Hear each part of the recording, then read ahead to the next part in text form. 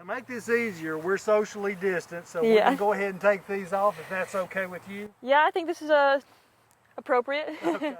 And is this something that y'all have had to deal with? I understand as you travel and you've been around, that's something you have to be really careful with. Is that correct? Absolutely. Every time, so coming to Brewton's the first time I didn't run with a buff. Do you know, like a gaiter?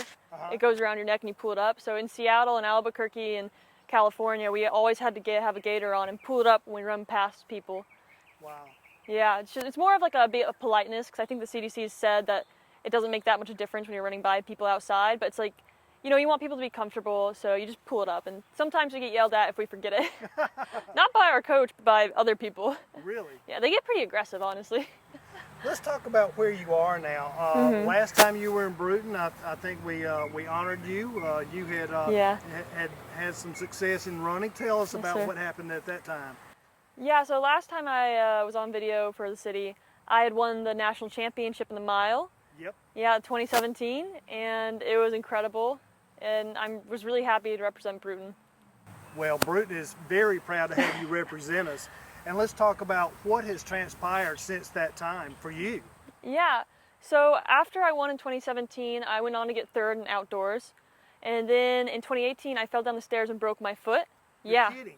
I was out for 6 months, not even a running injury. I was obviously extremely upset. So then I decided to take a 5th year because I didn't want to go pro with an injury. It's like you're not on top when you're signing a contract like that. Right. And I managed to come back and get second again for indoor.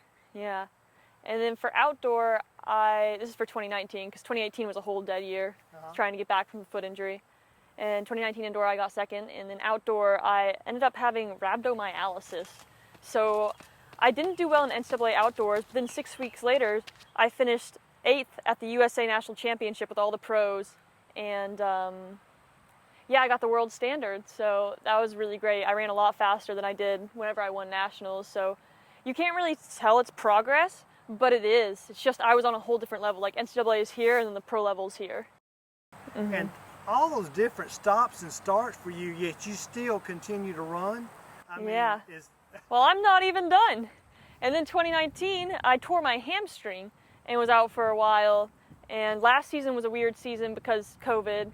And then this year, as I started training, I broke my toe walking around my house.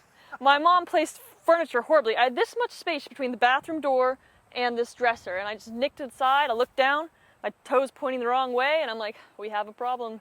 So I recovered from that in December, like late December, and I've been training for a couple months and trying to get some races under my belt, and hopefully I'm in good shape by the time summer rolls around. Wow. All of these different things, yet you're still pointed to where? The Olympic trials, yeah. That's what we're getting ready for in June. I have 2 more races in May, and then late June will be the trials. Amazing, amazing. But in the meantime, you're also living where now? You're in, what, Seattle? Yeah, I'm based in Seattle, Washington. And that's where the company is that you represent? Yes, that's where Brooks is based. But honestly, I've only been in Seattle for a month because we also go to Albuquerque for altitude training. Okay. So I was in Seattle for a week in January, and then we went to Albuquerque for 8 weeks. And now I'm here for a month, and then we're going to go back to Albuquerque for 6 weeks. Now, you're in the process of trying to qualify for the Olympics. I mean, what's that stage going to be like for you? What do you have to do to get there? Yeah, so first you have the Olympic trials in June, and what you have to do is you have to be top 3 in the race, and you also have to have the Olympic standard. And right now, I'd say there's probably about 10 girls that are better than me, so there's like 7 girls that I need to beat to be there. But I also need to take 2 seconds off my 1500 meter time.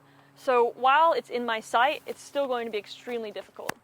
So not only do you have competitors that you know their names and who they are, oh, I know, but you also know what you have to do for your personal time. Is that the way you look at it?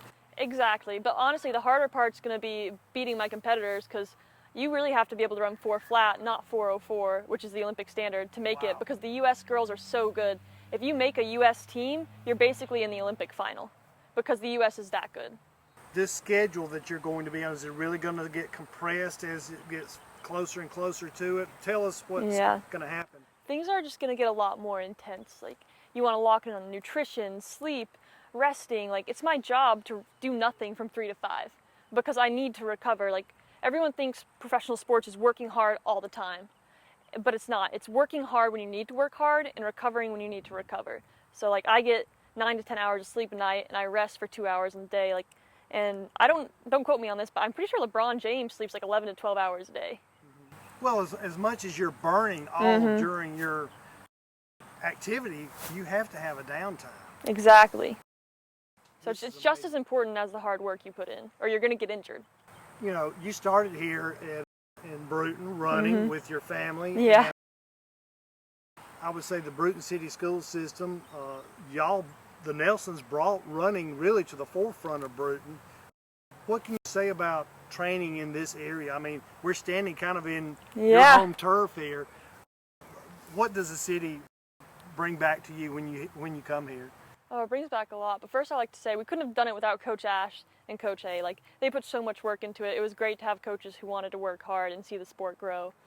But coming back here, over just a couple feet that way, I remember being in a lot of pain doing a workout with Coach A. I think it was mile repeats or something. But it's honestly great to be back. In high school, you don't appreciate what you have at all. And it really takes some perspective to come back and be like, this was amazing. Like, Brewton's an incredible city. And I was really lucky. I'm just mad at myself that it took me so long to realize that, you know? We're talking about the routine that you're in right now as a professional and pointed toward the Olympics. What is something that you can tell these runners that are at the high school level where you really saw your future? What can you tell them as far as what they're going through right now? Yeah, I mean, when I was in high school, I didn't think I could do what I'm doing now. I looked at it as something that was too much for me, too hard, too much work. But I want to say, like, you can do it. You just have to put in the work. Like, believe in yourself, and you really can do anything. Like, I wanted to be a professional runner, and I wanted to go to med school. And I'm in a position to do both right now. And even when I had that dream, I was like, wow, that seems way too far. And even though I didn't really believe in it, I kept working towards it. And then I was like, oh man, this can really happen. Yeah. So if you just put in the work, you can really go get whatever you want. The world's your oyster. It really is. You know, you hear people say it and you're like, ah, whatever, but it's so true. And talking about athletics, you just mentioned something. You're in this stage of your life where you're really focusing on the athletics, but you've got a life plan for yourself beyond athletics. Oh, absolutely. And let's talk about where you're going. You've got the Olympics coming up. You're going to attempt that. What are the goals you've set for yourself coming up in the next few years?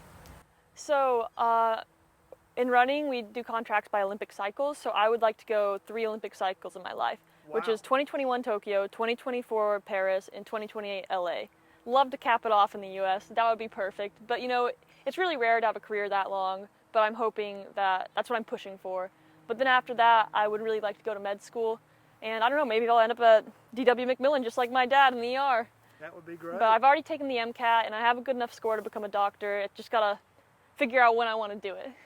That's fantastic. We wish you the best of everything. Thank you. You certainly represent Brewton in a spectacular form, and you know everybody here is going to be cheering for you, right? Yeah, I mean, it's their dream too. I love that.